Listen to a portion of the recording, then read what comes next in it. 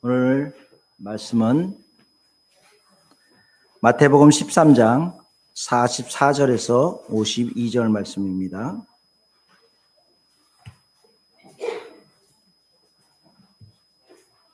마태복음 13장 44절에서 52절 말씀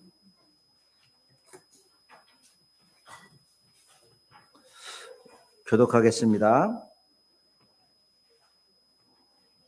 천국은 마치 밭에 감추인 보화와 같으니 사람이 이를 발견한 후 숨겨두고 기뻐하며 돌아가서 자기의 소유를 다 팔아 그 밭을 사느니라.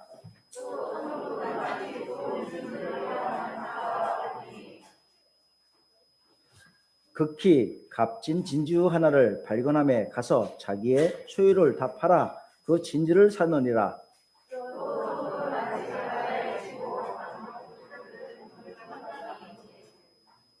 그물에 가득함에 물가로 끌어내고 앉아서 좋은 것은 그릇에 담고 못된 것은 내버리느니라.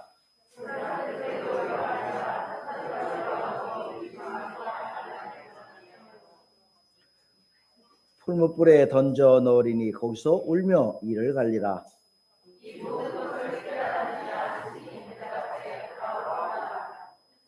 예수께서 이르시되 그러므로 천국의 제자된 서기관마다 마치 새것과 옛것을 그 곳간에서 내어오는 집주인과 같으니라. 아멘.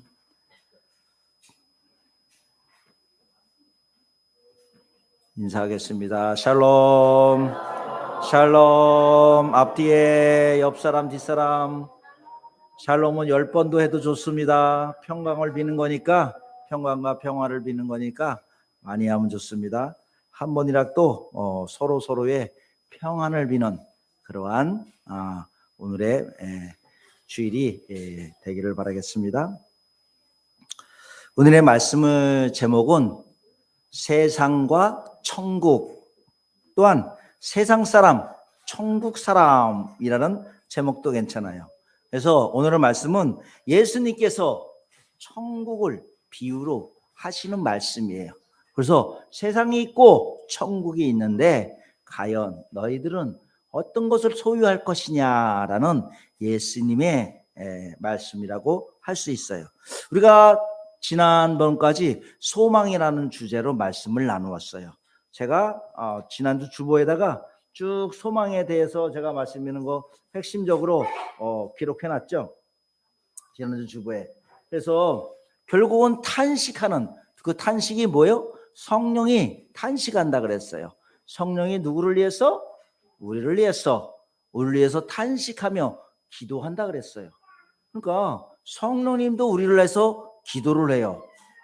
근데 우리도 같이 그에 상하는 그러한 믿음을 보여주어야 되겠죠.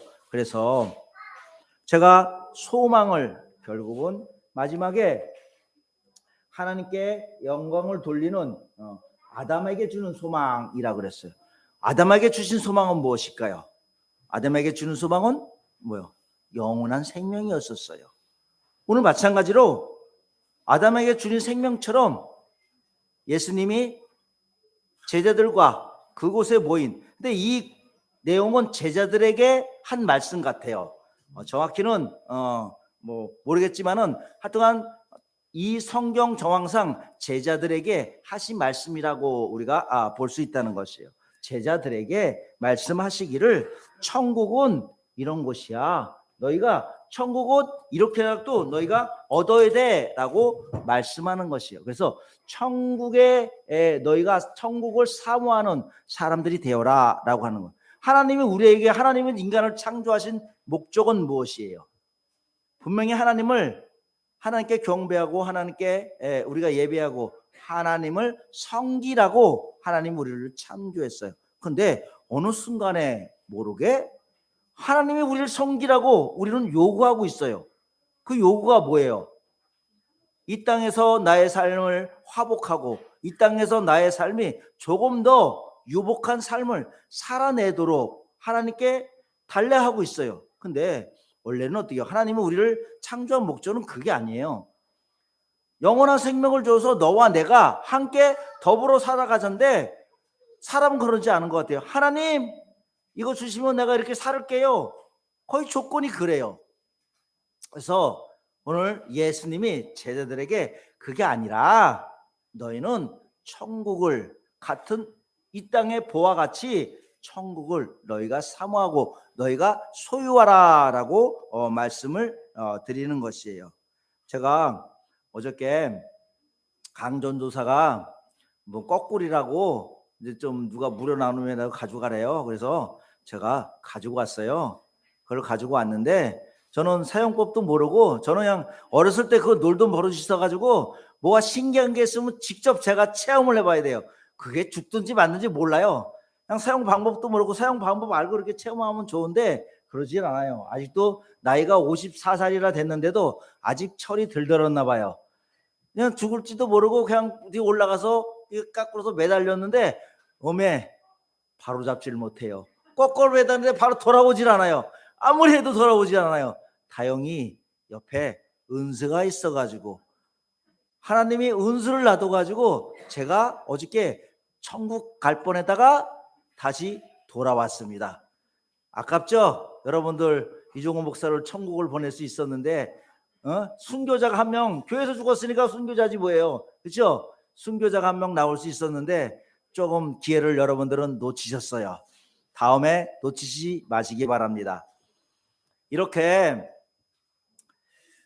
제가 무작정 이렇게 달겨들고 무작정 이렇게 하니까 아무것도 아닌데 그래서 나중에 저녁 때 강전도서가 유튜브를 보더니 이렇게 하는 거래. 그래서 그 키를 거기 키가 있더라고요. 뭐 170 몇, 뭐 180 이렇게인데 저는 딱 180이 178이에요. 그래서 거기다 맞춰가지고 했더니 잘 안 돌아서요. 그래서 그럼 나 키를 좀 키우자. 그래서 186에다 맞춰놨어요. 그러니까 아주 잘 돌아오는 거예요. 그래서 앞으로 나는 모든 걸 186에 맞춰서 해야 되겠다.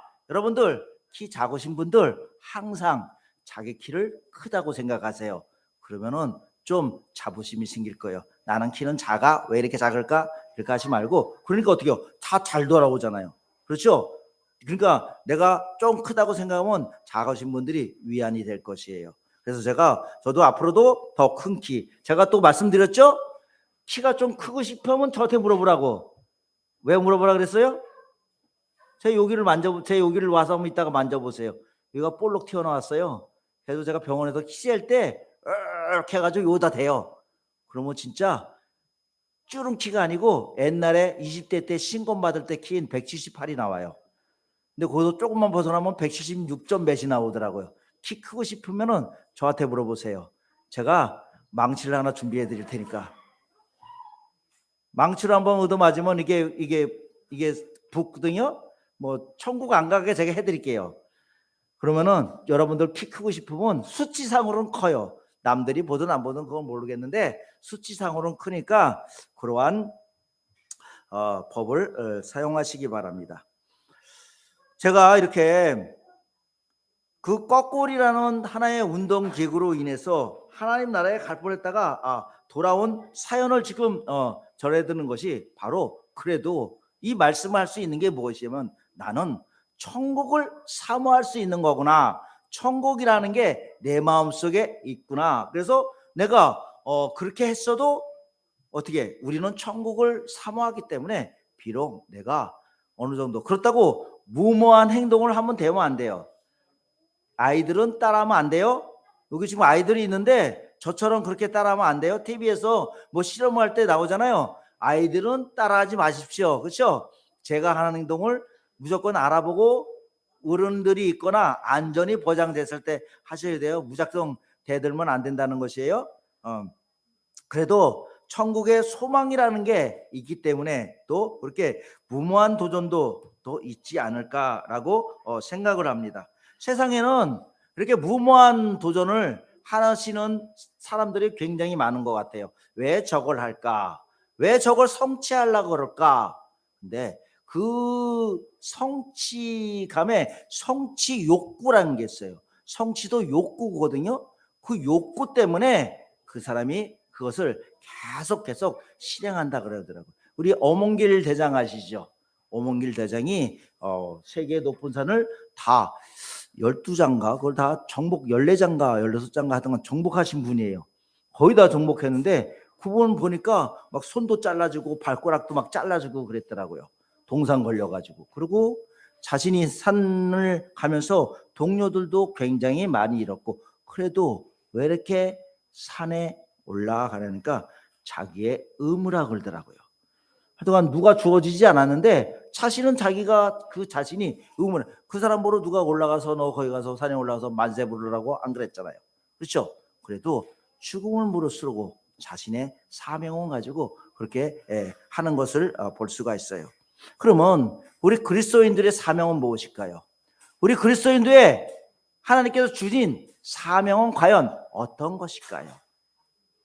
우리는 바로 하나님과 영원한 삶을 사는 것이에요. 그러니까 우리가 천국에 가는 삶을 주도로 하는 게 아니고 하나님과의 삶을 살아야 한다는 것이에요. 그거는 우리가 죽어서 영원한 생명을 얻어서 하나님 나라의 삶을 살아야지 되는 것이에요? 그것이 아닌 것이에요. 예수님이 이 땅에 오심으로 인해서 이 땅에는 뭐예요? 천국이 이미 도래했다고 말씀하세요. 성취는 됐어요. 성취는 됐으나 완성은 되지 않았어요. 왜? 예수님이 재림하신다 그랬으니까. 만약에 예수님이 재림하신다는 말이 없으면 이 땅에 천국이라고 이미 선포하고 이 땅을 영원한 생명의 땅으로 만들 텐데 예수님이 그러하지 않았어요. 다시 반드시 내가 너희 처소를 예비한 후에 반드시 내가 돌아오리라. 그것이 지금으로부터 2023년, 그러니까 한 2000년도 조금 안 되게 예수님이 33세에 돌아가셨다 하면은 뭐 0살, 0세기에 1세기에 그 전에 태어났다 그러면은 어떻게 돼요? 2000년이 조금 안 됐겠죠? 하여튼간 아직까지 오시지 않고 있다는 점은 뭐예요? 이 땅에 우리가 천국의 삶이 여전히 유효하다라고 말씀을 나타내는 것이에요. 그러니까 우리는 이 땅에서도 우리가 돌아가서 우리가 육신을 잃고 나서 천국의 삶을 소유하는 것이 아니라 이 땅에 살아갈 때도 여전히 천국의 삶을 살아가야 한다라고 오늘 예수님이 말씀하신다고 할 수 있어요. 그래서 우리가 지난번 8번의 소망의 말씀을 나눈 것 같이 이제 어떤 말씀? 세상이라는 말씀을 가지고 또 한 몇 번 나눌 거예요. 몇 번이 될지는 정확히 몰라요. 저는 요거 한 세상에 대해서는 한 4번이나 5번 정도 잡고 있는데 중간에 하다가 더 많이 풀어지면 더 가는 거고 안 풀어지면 한 3번, 4번 정도로 이렇게 마치는 거죠. 세상, 우리가 세상을 바라볼 때 세상의 천국, 우리가 힘들고 고난스럽고 어려우면 이 땅을 뭐라 그래요? 지옥에서 살고 있다 그러죠? 그렇죠? 근데 내가 즐겁고 행복하고 그러면 어때요? 이 땅을 천국이라고 말해요. 그럼 과연 우리가 이 땅의 조건을 가지고 우리가 천국과 기원을, 천국과 어떻게 지옥을 구분할 수 있고 우리가 정의할 수 있고 나눌 수가 있을까요? 아니라는 것이에요. 우리가 오늘 마태복음 13장의 말씀을 보면은 13장 전체가 다 비유에 대한 말씀이에요. 주로 어떤 비유예요? 하나님 나라에 대한 비유예요. 그래서 예수님께서는 13장 전체를 다 활당을 해가지고 천국의 비유에 대한 말씀을 하신다는 것이에요. 13장 1절에는 씨가 떨어진 4가지의 땅 2가지가 나와요. 그러니까 씨가 4군데로 뿌려졌는데 4군데로 날아갔어요. 내가 이렇게 이종우 농부가 딱 뿌렸더니 이렇게 4군데로 뿌려졌어요. 어디요? 뭐 길가밭, 뭐 좋은 밭, 여러 밭에 뭐 이렇게 떨어졌죠? 이렇게 떨어지고 24절에는 알곡과 가라지 이야기가 나와요. 알곡과 가라지의 이야기가 나오면서 31절에 어디야? 겨자씨 이야기. 그리고 33절에는 가루 3마리에 넣은 누룩 이야기가 나와요. 누룩 이야기가 나오고 44절은 밭에 묻힌 보화, 오늘의 본문이에요. 밭에 묻힌 보물 이야기가 나오고 45절에는 좋은 진주 이야기가 나와요. 좋은 진주 이야기를 하니까 얼마 전에 제가 들은 건데, 사우디아라비아 아라비아 반도에 있는 사람들이 지중해하고 연결되어 있잖아요. 그래서 그들이 사우디아라비아나 그 중동의 사람들이 어떻게요? 석유가 나오기 전까지는 어떻게 해요? 진짜 삶이 거지 같은 삶을 살았어요. 엄청 어려운 삶을 살고 세계에서 가장 가난한 나라로 살았어요. 근데 언젠간 그 사람들의 그러니까 직업은 뭐냐면 바닷가에서 진주를 캐가지고 그 진주를 팔아먹는 거, 그걸로 연명하면서 살았어요. 그러니까 삶이 잘 살 수도 없죠. 그런데 어느 날 일본에서 어떻게 해요? 진주 양식을 성공한 거예요. 진주 양식을 성공하는 바람에 어떻게 해요? 그 아라비아 반도에 살던 사람들이 먹고 살 게 하나도 없어졌잖아요. 그렇죠? 진주를 양식을 해버리니까. 그러니까 뭐 값 좋은 품질 좋지는 않으래도 그래도 거기에 좀 준한 진주는 나왔었나 봐요. 그래서 그게 양식이 됐었나 봐요. 그래서 그들이 갑자기 먹고 살 게 없었는데 얼마 되지 않아서 석유라는 것이 발견이 됐어요. 그 땅에 석유가 있는지 쓸모없는 땅인지 알았는데 어떻게 해요? 굉장히 많은 석유 매장량이 사우디아라비아 나라에 이렇게 매장되어 있어서 그 중동의 국가들이 전부 다 어떻게 해요? 산유국으로서 그 땅의 사람들은 어때요? 일 안 해도 나라에서 돈 가지고 먹고 살아요. 여러분들 거기서 살면 좋겠죠? 저도 거기서 태어났으면 얼마나 좋았을까요? 근데 과연 그런 삶을 살더라도 거기 그런 삶이 천국의 삶이라고 우리가 말을 할 수 있을까요? 여러분들 보세요. 뉴스를 보면 그들도 굉장히 뉴스를 보면은 뭐 종교적으로 또 교파적으로 여러 가지 불편한 삶을, 여러 가지 굉장히 혼란한 삶을 살고 있잖아요. 이란 같은 나라는 어때요? 그 여성들에 대해서 뭐 시잡을 쓰냐 안 쓰냐, 또 어느 정도의 여성들의 권리를 인정해 주냐 안 인정해 주냐에 대해서 굉장히 말들이 많다. 이렇게 우리는 분명히 이 땅에서 행복한 삶을 살지 알고, 그렇게 석유가 많이 나오고 나라에서 공짜로 다 먹여주고 재워주고 해도 어떻게 해요? 과연 우리는 그 삶이 행복한 삶인가라고 말하는 거예요.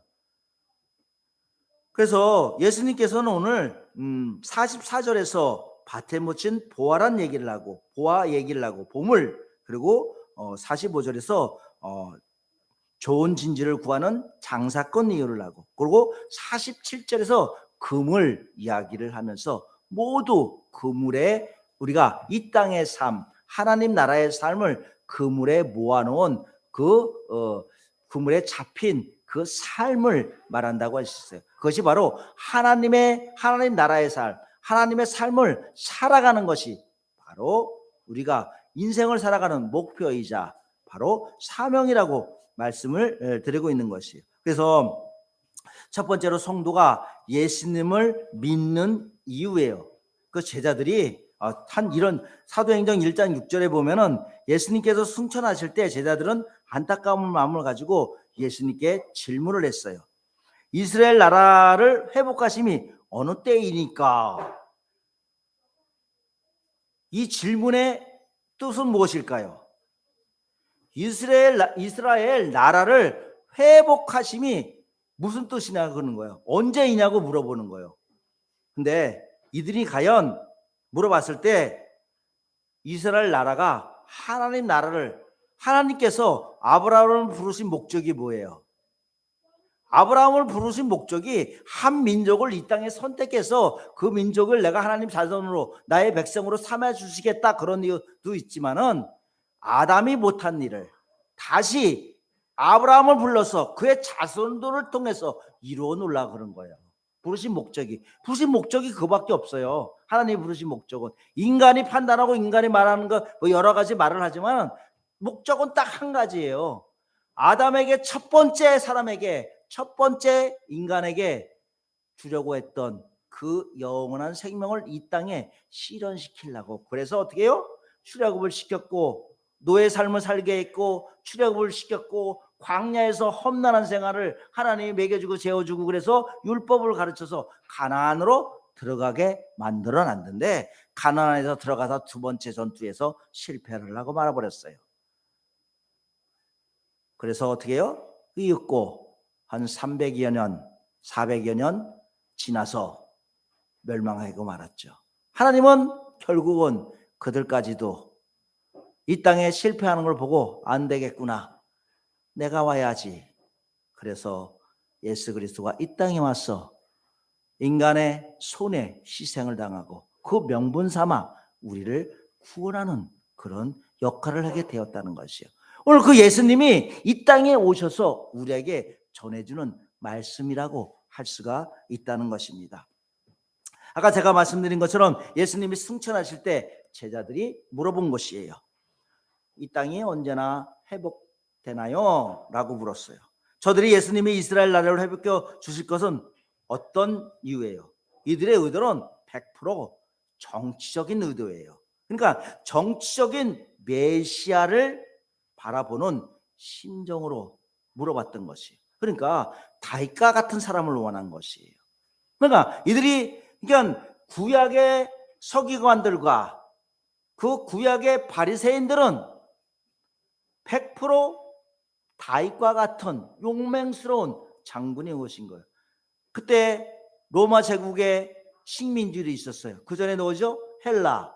그 다음에 그 전에 또 페르시아. 그 전에 어디요? 바벨론. 심지어는 아수르는 어디요? 북이스라엘까지 점령했대. 그렇게 이스라엘 백성들은 아수르부터 시작해가지고 로마 제국까지 쭉 식민지로 한 400여 년을 살아왔어요. 500년 가까이 되는 것 같아요. 한 430년이라 그러는데 500년 가까이 되면 그걸 우리가 신구약 중간사라 그러거든요. 그러니까 그 동안에 성경이 기록된 게 없으니까 신구약 중간사라 그래요. 근데 신구약 중간사 동안 세계에서 가장 큰 일들이 많이 벌어졌어요. 학생들도 아마 그거에 대해서 굉장히 공부를 많이 했을 거예요. 세계사 공부하는 사람들은 그 신구약 중간사를 모르면은 어떻게 해요? 어디 가서 명함을 못 내밀어요. 하여튼 간에 그동안 근데 하나님께서는 그렇게 중요한 일이 있음에도 불구하고 하나님이 응답을 안 하시고 어떻게 해요? 말씀을 안 하시고 정확히 430년 후에 말씀을 하셨다는 것, 그것이 바로 오늘 이 말씀이라고 할 수가 있는 것이, 아까 말씀드린 것처럼 정치적인 메시아를 기다리고 있던 이스라엘 백성들의 질문에 그럴 때 예수님 때문에 출세하고 성공할 것을 은근히 욕심내고 있어요. 그래서 그들이 어떻게 해요? 베드로는 야, 예수님이 왕이 되면 너는 법무부 장관에, 야, 너는 국무총리에, 야, 너는 외교부 장관에, 어휴, 나는 국방부 장관 해야지. 나는 싸움을 잘하니까. 12제자가 다 그 짓 하고 있었어요. 12제자가. 그러니까 한심해요? 한심하지 않아요? 뭐가 한심하지 않아요? 우리도 똑같은데. 여러분들 제가 그 자리 주면 안 할 거예요? 할 거잖아요. 똑같아요. 그들이나 우리나. 그러니까 예수님이 승천하시는 걸 보고 이런 생각을 하고 있었는데 예수님이 승천해 버렸잖아요. 왕이 돼야 되는데, 다윗과 같은 강력한 군주가 돼야 되는데, 그리고 그 전체로 중동을 호령하는 그런 사람이 되는데 그러지 못했으니까 어떻게 해요? 그걸 뭐라 그래요? 우리가 닭 쫓던 게 지붕 쳐다보는 꼴 된다 그러잖아요. 그렇게 작동동객 지붕 쳐다보는 그 심정으로 질문하였을 수도 있다는 것이에요.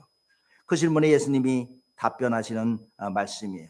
예수님이 뭐라고 말씀하시냐면 오직 성령이 너에게 임하면 너희가 권능을 받고 예루살렘과 온 유대와 사마리아 땅 끝까지 이르러 증인이 되리라 라고 사도행전에서 말씀하셨어요. 그렇죠?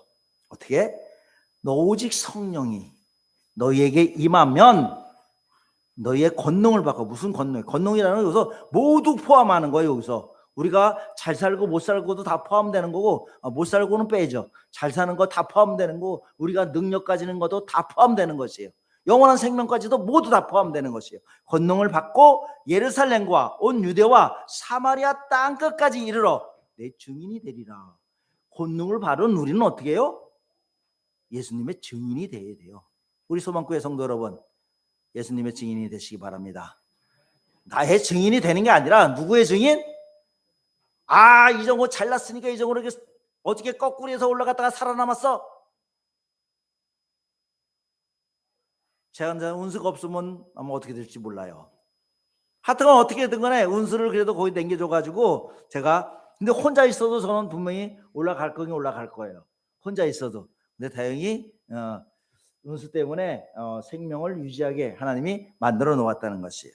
하여튼 간에 우리는 이렇게 우리의 사명은 뭐예요? 복음을 전파하는 게 사명이에요. 그러니까 죽으나 살으나 우리는 복음을 전파하는 사명을 갖고 있는 것이다 생각하시기 바랍니다. 근데 이게 어려워요. 그렇죠? 제가 말은 이렇게 여러분들에서 쉬울 거라 생각 안 하시겠죠? 어려워요. 그렇죠? 네, 그 삶을 살아가는 것은 어떻게 해요? 내가 우리가 찬송을 부를 때 이제 대부분 찬송을 보면은 하나님을 섬기는, 하나님을 모시는 그런 찬양을 주일날 부르라고 그래요. 근데 별로 없어. 그런 찬양들은 골라서 오늘도 제가 그래서 그 생각하에 가사를 봤어. 가사를 봤더니 주님만 위해서 올려드리는 가사보다는 내가 동님과 함께 같이 올려드린다는 가사가 주로예요. 그래요.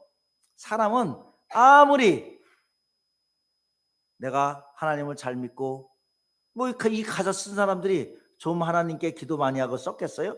그렇죠? 그래도 어떻게 해요? 사람은 나를 위주로 생각한다는 것.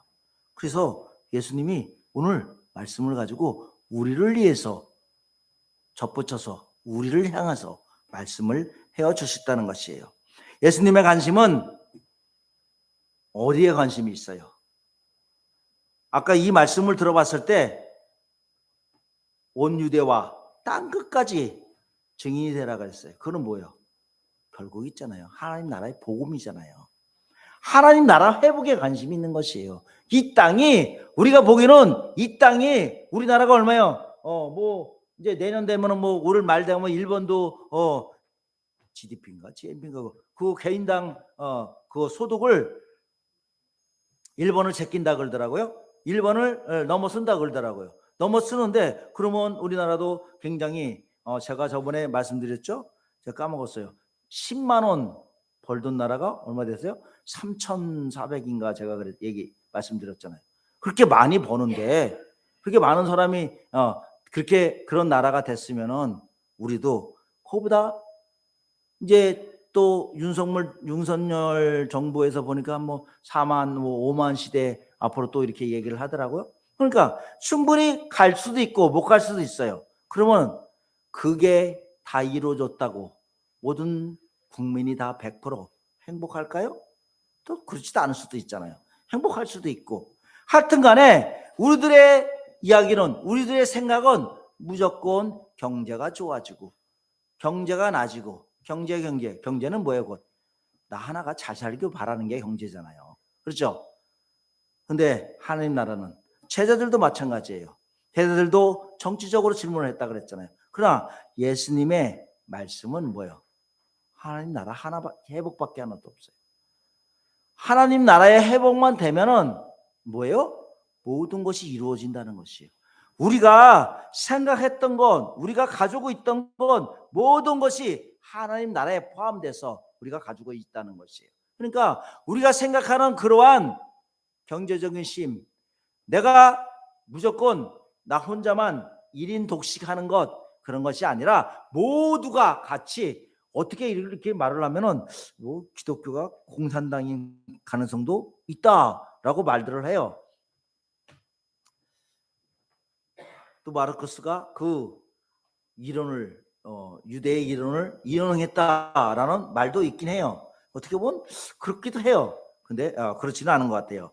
하지만 제자들의 관심은 이스라엘 나라에 회복이 있었고 예수님은 하나님 나라 이렇게 관점이 많이 틀린 거예요. 여러분들 이 나라에 여러분들 자신의 그러니까 이 나라도 아니고 여러분 자신의 회복은 곧 하나님 나라의 회복이에요.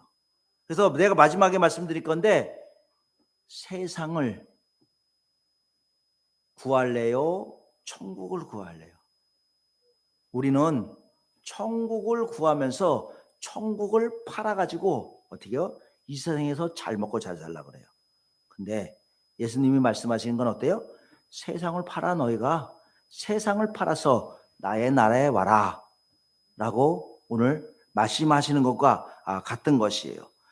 제가 미리 결론을 말해서 무슨 말인가 하고 싶을 거예요. 그래서 저와 같은 이 현상을 신앙의 동상이몽이라고 말씀을 드릴 수 있어요. 여기서 동상이몽은 같은 자리에서 자면서 다른 꿈을 꾼다는 것이에요. 그러니까 분명히 예수님과 나와 제자로서 3년 반 동안 3년 동안 이렇게 공부했음에도 불구하고 제자들은 예수님이 승천하니까 여전히 누구를 물어봐요? 이 땅의 삶을 물어보는 것이에요. 이 땅의 잘됨을 물어보시는 것이에요. 그래서 예수님은 궁극적으로 기독교 신앙은 목적은 그것이 아니라 하나님 나라의 회복이야 라고 말씀을 주시는 것이에요. 그러면 성도가 예수님을 믿는 이유는 무엇일까요? 여러분, 우리가 예수님을 믿는 이유가 무엇인가요? 신자는 하나님 나라에 들어가기 위해서 믿는 것이라고 저는 결단코 말할 수밖에 없고 또 그렇게 말씀드리는 것이 기독교의 진리라고 할 수 있다는 것이에요. 우리는 그것을 뭐라 그래요? 구원이라고 말을 하는 것이에요. 구원이 뭐예요? 우리 말대로 뭐 구원을 얻는 게 구원이 아니죠. 10원 밑에 구원. 그걸 말하는 게 아니죠. 구원은 뭐예요? 돈 많이 버는 거? 내가 어디 뭐 높은 자리에 오르고 기업의 총수가 되는 거? 아니죠. 구원은 뭐래요? 영원한 생명을 얻는 걸 말해요. 그러면 영원한 생명을 얻으려면 성경에 말한 대로 예수님이 말씀한 대로 그런 마음을 가져야 되잖아요. 그렇죠? 우리 소망교회 성도 여러분은 모두가 그런 구원관을 가지고 있는 성도들이 되기를 진정으로 바라겠습니다. 또 하나님이 우리를 창조하신 목적이 그거예요. 서로 사랑하고 참 자녀가 되고 하나님을 섬기라는 목적이에요. 그래서 예수님은 하나님 나라는 어떤 곳인가를 오늘 가르쳐 주시는 것이에요. 그래서 하나님 나라는 어떤 곳인가요? 바로 하나님 나라를 천국이라는 표현하기는 조금 부족하고 하나님 나라라고 표현하는 게 더 훨씬 좋은 거예요. 우리는 언어는 천국을 보면 더 좋은 것 같은데 하나님 나라가 더 큰 의미예요. 천국은 그냥 우리가 가서 잘 먹고 잘 산다 그런 생각일 수밖에 없는데 하나님 나라는 어때요? 우주 전체가 다 하나님 나라는 큰 틀에서 말씀을 드릴 수 있어요. 그러니까 지난번에 제가 목성에 대해서 좀 나오는 걸 봤어요. 목성은 지구보다 한 10배 되는 그 바위 덩어리가 주변의 행성 주변에 그 유성들을 다 끌어모으고 가스와 그를 다 끌어모아가지고 가스층을 이렇게 발달시켜가지고 지구의 뭐 몇백 배가 됐다라는 그 설이 지금 요번에 나오더라고 제가 봤어요. 그래서 원래는 한 지구의 10배밖에 안 됐었는데 주변에 있는 걸 모두 끌어주니까 그렇게 커진 거예요. 마찬가지로 어떻게 해요? 하나님 나라는 우리가 믿음이 온 나라에 온 세상에 전파하면 전파할수록 점점 영역이 확장된다는 것이에요. 그래서 우리는 하나님의 뜻을 이루고 살아가는 우리가 되어야 한다는 것입니다. 하나님의 뜻이 통하고 이루어지는 나라, 하나님의 뜻과 방식과 법이 통하는 나라, 그것이 바로 하나님 나라라는 것이에요. 그러니까 우리가 상급 얘기를 하잖아요. 상급 얘기를 하면 어떤 사람이 아주 믿음이 좋아, 어떤 사람은 믿음이 좀 그래. 그러니까 어떤 예를 들면 예수님이 돌아가실 때 옆에 있던 한평 강도, 그 사람은 어떤 강도예요? 부끄러운 구원을 받았다 그러잖아요. 내내 나쁜 집안 하나 살다가 예수님 옆에 걸릴 때 같이 달아가지고 예수님을 인정했잖아요. 그래서 예수님이 뭐라 그랬죠? 구원을 얻었다 그랬잖아요. 그러면 그런 사람은 천국 가서 상급을 진짜 구원 받아야 되고, 그렇지 않은 사람은 가서 100억 받아야 되고, 그런 걸로 상급을 나눌 수 있을까요? 그렇죠. 우리는 그렇게 할 수밖에 없어요. 왜? 이 땅의 삶을 살아가니까. 그러니까 나는 천국의 삶을 많이 받을 거야 라고들 말씀하죠. 근데 그렇지 않다는 것. 예수님은 뭐요? 우리의 삶이 구원을 받은 사람이나 100억을 받은 사람이나 똑같다는 것이요. 천국에서는. 왜? 그래야지 차별이 없겠죠. 근데 이것도 저도 가보지 않은 사람 자의 말이에요. 대부분 학자들이 이런 식으로 하니까 저도 할 수밖에 없어요. 저도 가보지도 않았지만은 100% 확신할 수는 없어요. 그러나 우리가 성경에 나오는 것을 유추해 봐서는 그렇게 말씀할 수 있다라고 말씀을 드린 것이에요. 요한계시록 21장 4절에 보면은 이런 말이 있어요. 또 하나님의 그들의 두 눈에서 눈물을 닦아 주실 것입니다. 제가 이것은 이번에 발간된 새한글 성경을 통해서 읽는 거예요. 이번에 대한성서공회에서 새한글 성경이 나왔다 그랬죠. 그거를 제가 보고 말씀을 드리는 거예요. 그래서 이제 죽음이 더 없을 것입니다. 애곡하는 일도, 통곡하는 일도, 아픔을 겪는 일도 더 없을 것입니다. 처음 것들이 다 사라져 버렸기 때문입니다. 처음 것들이 뭐예요? 옛 것이죠. 지금 현재까지 갖고 있는 것, 지금 이 자리에 우리가 생각하고 있는 것, 그러니까 아담이 죄질 때부터 그 이후의 것이 다 사라지고 어떻게 해요? 다시 새로운 세상이 열린다는 것이에요. 그래서 하나님 나라에 기쁨이 있다는 것이에요. 시편 16장 11절에 이것도 새한글이에요. 주님이 내게 알려주십니다. 생명의 길은 즐거움이 가득합니다. 주님 앞에는, 주님의 오른쪽에는 계속 기쁨이 있습니다. 그러니까 주님이 앞에, 주님의 오른쪽에 계속 기쁨입니다. 우리가 그곳에 가서 삶을 산다는 것이에요. 또 요한복음 5장 11절에도 이렇게 이루, 그러자 그 사람들이 그들에게 대답했습니다. 나를 건강하게 만들어준 그분이 나에게 말씀하셨습니다. 그분의 깔자리를 걷어치우고 걸으세요. 여러분들, 이 땅에 자리를 만드시 마시기 바랍니다. 어떻게 해요? 이 땅에 자리를 걷어치우고 하나님 나라의 소명을 갖으시기 바랍니다. 다음에 하나님 나라에 참 평화가 있습니다. 참 평화는 뭐예요? 요한복음 14장 27절에 평화를 그대들에게 남겨두고 갑니다. 예수님이 하는 말씀이에요. 나의 평화를 그대들에게 줍니다. 내가 그대들에게 주는 세상이 주는 것과는 다릅니다. 그대들의 마음에 뒤틀리지도 겁을 먹지도 않기를 바랍니다. 여러분, 예수의 마음을 가지고 뒤틀리지도 겁을 먹지도 마시기 바랍니다. 온전한 순수한 그 상태로 예수님을 바라보시기 바랍니다. 그래서 이사야 16절에도 그러한 참 평화를 어떻게? 그래서 이리와 사자가 같이 놀고 산대요. 표범이 새끼 염소와 사고 또 아이가 뱀을 갖고 논대요. 여러분, 그러한 세상이 이루어진다는 것입니다. 또한 하나님 나라에는 참 사랑이 있다는 것이에요. 마가복음 12장 29절에서 31절에는 예수님이 대접하셨습니다. 으뜸가는 계명이 이것입니다. 들으라, 그대 이스라엘 주님 곧 우리 하나님은 주님 한 분이시다. 그래서 버금가는 계명이 이것입니다. 너는 이웃을 너 자신처럼 사랑하라. 이들보다 더 큰 계명이 달리 있습니다. 이렇게 예수님께서는 무엇을 말해요? 하나님 나라에는 기쁨과 평안과 사랑이 있다는 것입니다. 그래서 세상 나라, 하나님 나라의 구별은 바로 부와 명예가 아니라 내가 정치적으로, 내가 또한 어떠한 욕구로, 욕망으로 어떠한 자리에서 수상이 되는 것이 아니라 어떻게 해요? 기쁨이 누리는 사람, 평안이 있는 사람, 또 사랑이 있는 그런 삶을 살아간다는 것입니다. 우리가 사랑이라는 그 갈라디아서 5장의 사랑장에서 보면은 사랑을 우리가 고린도후서죠. 그 사랑장을 보면은 그 사랑에 대해서 정의가 내려져 있죠. 그런 사랑을 우리가 해야 되는데 결국은 만만치 않다는 것입니다. 세상과 천국은 이렇게 하나님의 영원한 기쁨과 평안과 사랑을 바라보는 것이 되라고 오늘도 예수님은 말씀하시는 것입니다. 그래서 예수님이 말씀하세요.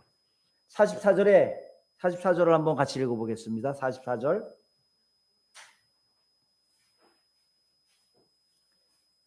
44절이요. 13장 44절.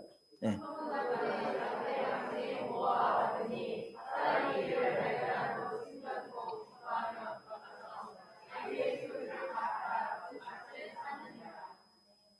여러분, 저라고 돈을 싫어할까요? 다 좋아할 것입니다. 그러나 어떻게 해요? 돈은 이 땅에서만 쓸모 있는 것이지 하늘나라에선 쓸모 없다는 걸 저도 알아요. 근데 저도 과연 그 돈을 포기할 수 있을까요?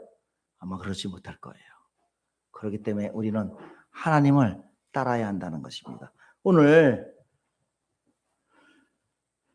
처음이면서 시작이면서 마지막 말씀이에요. 제가 다시 한번 새 한글 성경으로 한번 읽어드리겠습니다. 하늘나라는 밭에 감춰져 있는 보물의 경우와 같습니다. 어떤 사람이 그 보물을 발견하고 그대로 감추어 두었어요. 그리고는 기뻐 가서 가진 것을 모두 팔아 그 밭을 삽니다. 여러분, 또 가진 거 모두 팔렸다고 또 소망교회 땅 산다고 또 다 팔지 마세요. 소망교회 땅은 천국이 아니에요. 그 보안은 뭐예요? 하나님 나라라는 것이에요.